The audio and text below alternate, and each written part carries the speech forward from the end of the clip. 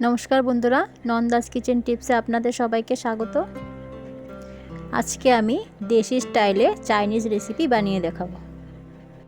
রেসিপিটা আমি খুবই ইজি প্রসেসে বানিয়েছি। চলুন শুরু করা যাক।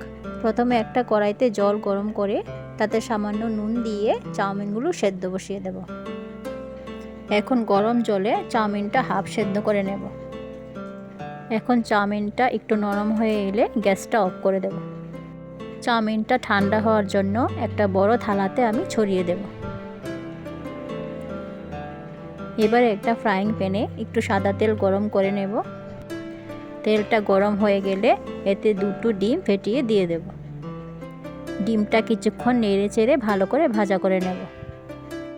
ডিমটা এক নাগাড়ে নেড়ে চেড়ে ভেঙে ভেঙে দিতে হবে। ডিমটা এখন পুরোপুরি ভাজা হয়ে গেছে। এখন একটা বাটিতে তুলে নেব। এবারে একটা ফ্রাইং প্যানে তেল গরম করে এতে পেঁয়াজ, কাঁচা লঙ্কা কুচি আর আদা কুচি দিয়ে দেব।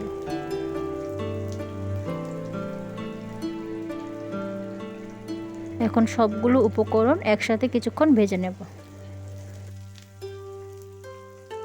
কিছুক্ষণ ভাজার পর এতে কয়েকটা ক্যাপসিকামের কুচি আর সামান্য বেল পেপার কুচি দিয়ে দেব। এখন সবগুলো উপকরণ আবারও কিছুক্ষণ ভেজে নেব।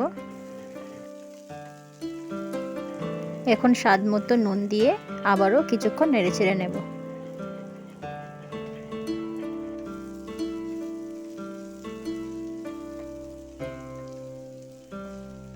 সব শেষে বাঁধাকপি আর সামান্য টমেটো কুচি দিয়ে ভালোভাবে নাড়াচাড়া করে নেব। যতক্ষণ না উপকরণগুলো ভালোভাবে ভাজা ভাজা হচ্ছে ততক্ষণ সবগুলো উপকরণ একসাথে মিশিয়ে নিতে হবে। এবার এতে দিয়ে দেব সামান্য চিলি সস, সামান্য সয়া সস এবং সামান্য টমেটো সস। এখন সসগুলোর সাথে সবজিগুলো ভালোভাবে মিশিয়ে নেব। বাড়িতে বসে চাইনিজ খাওয়ার ইচ্ছে হলে খুবই সহজ উপায়ে এই রেসিপিটা আপনারা বানিয়ে নিতে পারেন। আর রেসিপিটার টেস্টটা একদম চাইনিজ রেস্টুরেন্টের মতোই হবে। সবজিগুলো ভাজার পর একটু নরম হয়ে আসলে এতে চাউমিন মশলাটা দিয়ে দেব।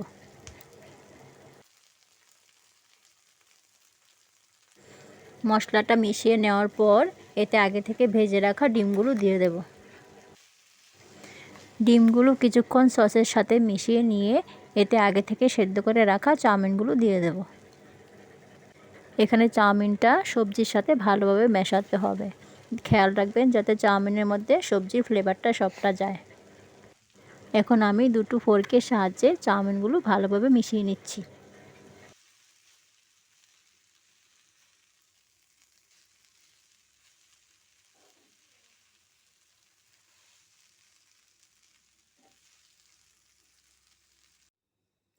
তো ফাইনালি আমি সবজিটা চাউমিনের সাথে মিশিয়ে নিয়েছি। এখন একটা সার্ভিং প্লেটে সার্ভ করে নেব। তো দেখুন বন্ধুরা, কত অল্প সময়ের মধ্যে অল্প উপকরণ দিয়ে আমি একটা চাইনিজ রেসিপি তৈরি করে দেখালাম। রেসিপিটা আপনাদের ভালো লেগে থাকলে আমার চ্যানেলটাকে প্লিজ সাবস্ক্রাইব করে দেবেন আর রেসিপিটা বাড়িতে বানিয়ে বলবেন কেমন খেতে হয়েছে। আজকের ভিডিও এখানেই শেষ করছি। দেখা হবে নেক্সট ভিডিওতে।